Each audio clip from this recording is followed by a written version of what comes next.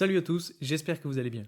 Aujourd'hui, je vais vous présenter la technique que j'utilise pour trouver des pépites en crypto-monnaie. Vous allez voir, c'est assez simple et cette technique-là marche vraiment très bien. On le sait, le plus souvent, les baleines, ou en tout cas les plus gros possesseurs de crypto-monnaie, ont la plupart du temps des insides par rapport aux petits projets qui sont sur le point d'exploser. Et si vous arrivez justement à suivre les bonnes whales, alors vous pourrez potentiellement vous positionner au bon moment sur des bons projets et faire de très gros gains. Donc aujourd'hui, je vais vous présenter cette technique-là que j'utilise personnellement, mais aussi quelques portefeuilles que je suis attentivement. Alors juste avant de commencer, petit point sur ce qui se passe pour la courbe d'évolution du prix du Bitcoin. Donc vous voyez qu'on est toujours dans cette formation entre cette tendance baissière en blanc et ce canal haussier. Donc c'est plutôt bon signe, ça veut dire que le prix du Bitcoin continue de latéraliser entre guillemets et qu'on a notre halving qui approche de plus en plus puisqu'il est prévu pour le 18 avril 2024. Donc vous voyez, ça arrive très vite, c'est dans 11 jours. Et donc selon moi, on est en ce moment en train de créer un petit palier pour calmer tout le monde juste avant le halving et ensuite pouvoir repartir à la hausse. Honnêtement, le meilleur scénario serait justement qu'on continue cette latéralisation et qu'à partir du moment où on arrive au halving, qu'on ait potentiellement une petite correction pour un petit peu créer une cascade de liquidation et permettre aux whales justement de racheter tous les jetons que les plus petits poissons auront vendus et ensuite repartir complètement à la hausse.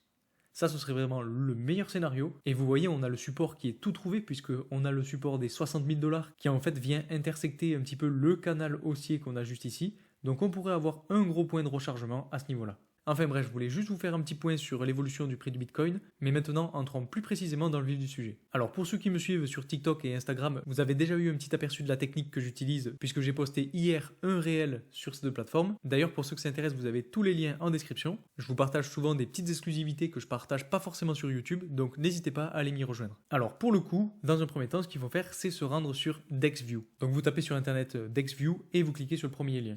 Ensuite, moi ce que je fais personnellement, c'est que je cherche une crypto-monnaie qui a déjà explosé et qui est en fait dans un narratif en vogue pour essayer de chercher en fait le point d'entrée des baleines. Donc pour l'exemple, j'ai pris le token Maple. Après, si vous voulez chercher sur une autre crypto-monnaie, vous avez juste à taper ici le nom de la crypto-monnaie dans la barre de recherche et vous cliquez sur le premier qui vous propose. Donc pour le coup ici, on a le jeton Maple et on est sur un intervalle journalier. Donc ce que je fais en fait, c'est que je dézoome sur la courbe d'évolution. Et ce qui m'intéresse à ce moment-là, c'est le point d'entrée des baleines et donc le point bas en fait juste avant l'explosion. Donc on peut voir que pour Maple justement, le prix a commencé d'exploser autour du 23-24 octobre 2023. Et donc ce que je fais ensuite, c'est que je descends un petit peu et vous avez juste ici un calendrier qui vous permet de choisir la date que vous voulez. Donc pour le coup, vous voyez, moi j'étais sur le 24 octobre 2023, donc vous cliquez dessus. Et ensuite, vous avez juste ici la liste de toutes les transactions qui ont été passées ce jour-là. Et ce qui est très intéressant, c'est qu'en fait, il vous met en surbrillance les plus grosses transactions, que ce soit en achat ou en vente. Donc ce qui nous intéresse là, c'est l'achat, puisqu'en fait, ce qu'on veut voir, c'est quand la whale s'est positionnée en achat, puisqu'ensuite, on a une explosion à la hausse, et donc elle a dû gagner pas mal d'argent. Et pour le coup, la plus grosse transaction qu'on ait juste ici, c'est 3800 $. Donc une fois que vous avez trouvé la transaction, vous cliquez juste ici sur l'adresse. Une fois que c'est fait, vous arrivez sur cette page-là. Et en fait, cette page-là vous permet d'avoir un petit peu le détail exact de tout ce qui se passe sur cette adresse. C'est-à-dire que, bon, je vous laisserai aller voir dans le détail, mais vous pouvez avoir toutes les transactions qui ont été faites sur cette adresse. Et donc, ce qui nous intéresse plus particulièrement, c'est de copier cette adresse. Donc, vous cliquez juste ici et vous allez ensuite coller cette adresse sur Zerion. Donc, dans la barre de recherche, vous faites CTRL-V, vous collez, vous cliquez sur le premier lien et vous arrivez directement sur l'adresse en question. Donc là, pour le coup, on est sur une adresse qui a un petit peu plus de $2 million. Et ce qui est très intéressant ensuite, c'est qu'avec cette plateforme, vous avez un petit peu l'évolution du portefeuille. Donc moi, ce que je fais, c'est que je vais sur Max. Et en fait, on voit que cette whale a très bien performé lors du précédent bull run, a aussi connu le bear market et est pour l'instant en phase de recherche d'accumulation. Ensuite, le plus intéressant selon moi, c'est le wallet. Donc c'est toutes les crypto-monnaies sur lesquelles s'est positionnée cette whale. Donc vous cliquez ici sur afficher tous les actifs. Et là, vous pouvez voir que, bon, bien évidemment, elle a du Maple en majorité, puisqu'on est sur 58 000 $ de Maple.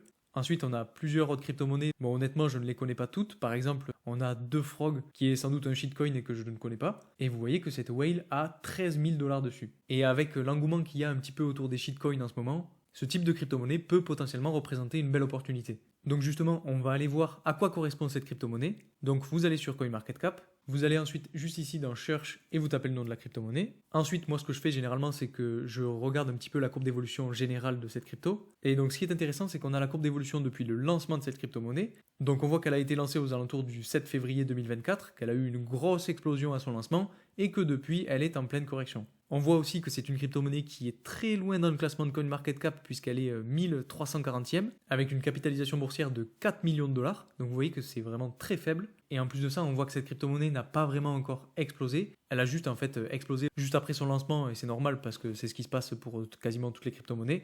Et ensuite, depuis son lancement et depuis cette correction, elle est en train d'accumuler entre guillemets. Donc bien entendu, il faut aller se renseigner plus précisément et plus profondément dans ce type de crypto-monnaie, comme par exemple aller voir la communauté, comme par exemple aller voir un petit peu l'engouement qu'il y a autour de cette crypto sur les réseaux par exemple, pour voir si ça peut être une belle opportunité, et ensuite faire son choix. Mais en tout cas, c'est un exemple de petite crypto-monnaie à faible capitalisation boursière qui pourrait exploser dans les prochains jours, voire les prochaines semaines, et sur laquelle la whale a potentiellement des insides, et c'est pour ça qu'elle s'est positionnée avec justement 13 000 $. Ensuite, ce qu'il faut aussi regarder, c'est quand est-ce qu'elle s'est positionnée sur cette crypto-monnaie. Parce que si elle a 13 000 $ de cette crypto-monnaie parce qu'elle s'est positionnée au début et qu'elle a profité des préventes, là pour le coup, ça risque d'être un petit peu moins intéressant. Donc pour vérifier ça, ce que vous faites, c'est que vous cliquez sur la crypto-monnaie. Ensuite, vous arrivez justement sur la courbe d'évolution. Et le plus important, selon moi, ici, c'est justement l'historique pour savoir quand est-ce que cette whale s'est positionnée.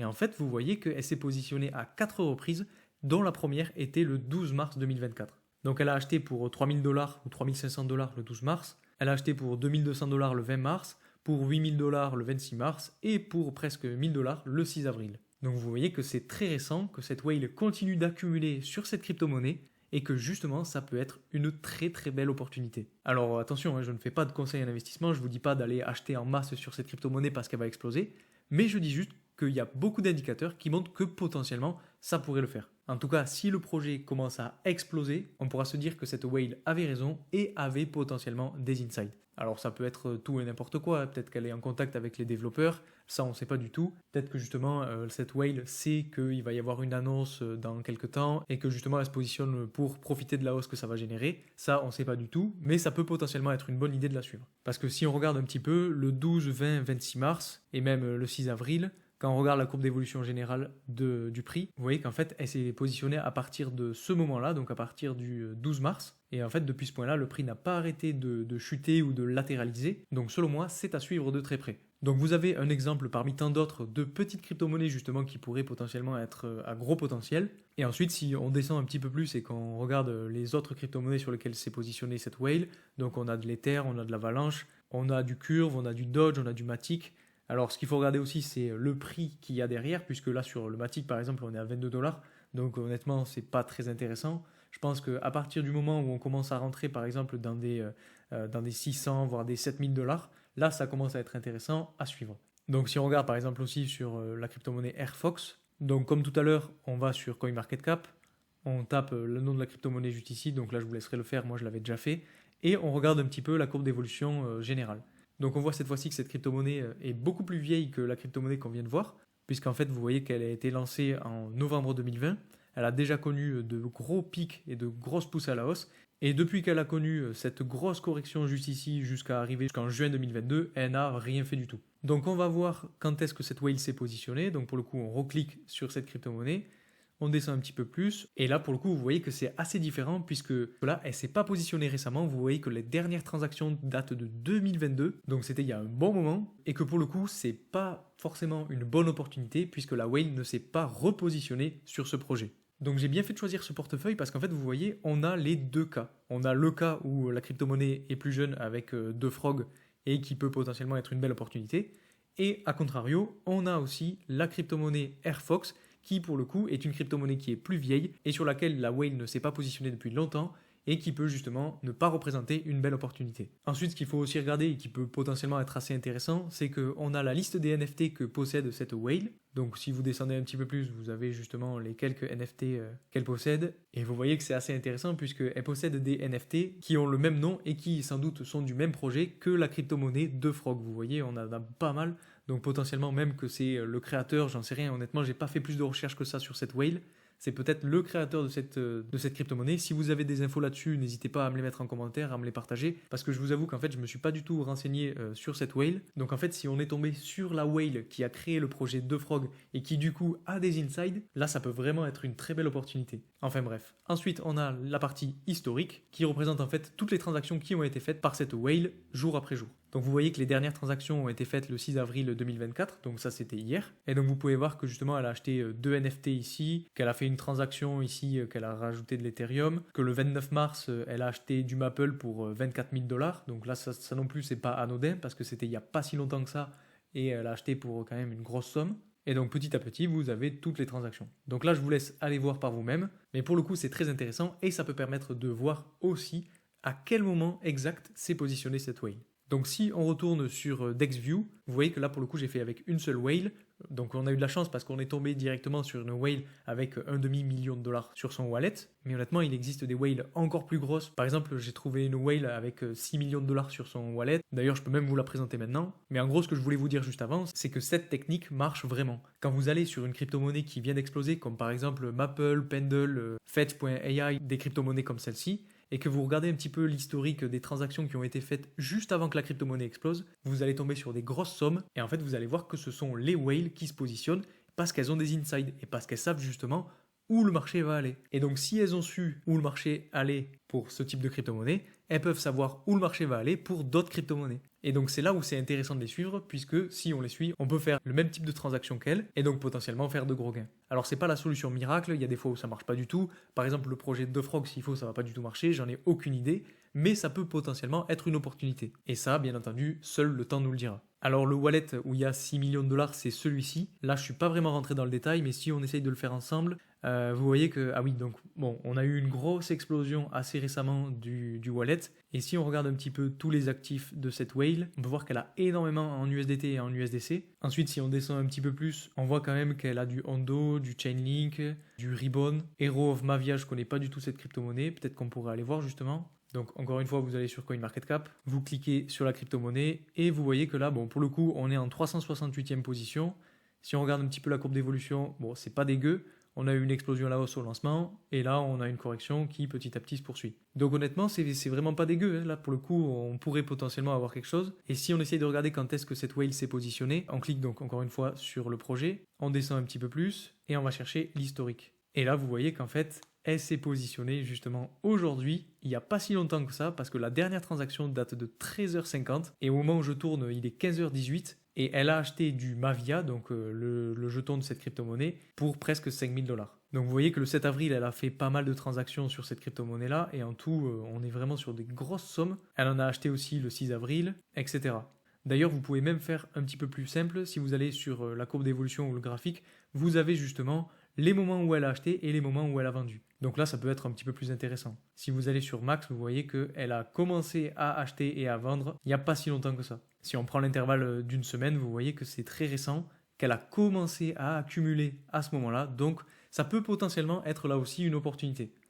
Encore une fois, bien entendu, il faut que vous puissiez faire vos propres recherches. Il ne faut pas investir directement pour suivre la whale. Il faut que vous puissiez vous faire votre propre avis aussi sur le projet. Mais encore une fois, ça peut être une opportunité. Si on descend un petit peu plus, vous voyez qu'elle a du Chainlink, du Arbitrum, Portal, Ethereum, Render. Il y a du PEP aussi d'ailleurs. Et si on regarde un petit peu sur l'historique des transactions, donc le 16 avril, vous voyez qu'elle a vendu du Gala, elle a vendu du Hondo. Si on essaye de voir un petit peu ce qu'elle a acheté, là c'est quelque chose qu'elle a reçu, donc c'est pas ça. Elle avait acheté du Gala. Ah oui, on voit du coup qu'elle avait acheté du Gala et qu'elle l'a revendu juste après. Il y a du Mavia, on retrouve donc la crypto-monnaie qu'on a vue tout à l'heure. Là, vous voyez que justement, elle a acheté du Rebound. Mais bon, je vous laisse faire vos propres recherches là-dessus. Je vous laisse un petit peu fouiller. Maintenant, vous avez la technique, vous savez comment faire. Et si vous avez des questions, surtout, mettez-les-moi en commentaire. Je vous répondrai avec grand plaisir. Je répondrai à tout le monde. Donc j'espère que j'ai été assez clair. Et puis si je vois par le nombre de likes et de commentaires et de partages aussi que cette vidéo vous plaît, alors je vous ferai une petite liste avec tous les wallets que je suis en ce moment et je vous la mettrai sur Telegram, sur Instagram et sur TikTok. Donc surtout, n'hésitez pas à aller m'y rejoindre et surtout à liker cette vidéo si elle vous a plu. Donc c'est tout pour aujourd'hui, j'ai fait cette vidéo un petit peu rapidement, j'espère que j'ai rien oublié, j'espère que j'ai été assez clair et bien entendu, j'espère que cette technique pourra vous aider.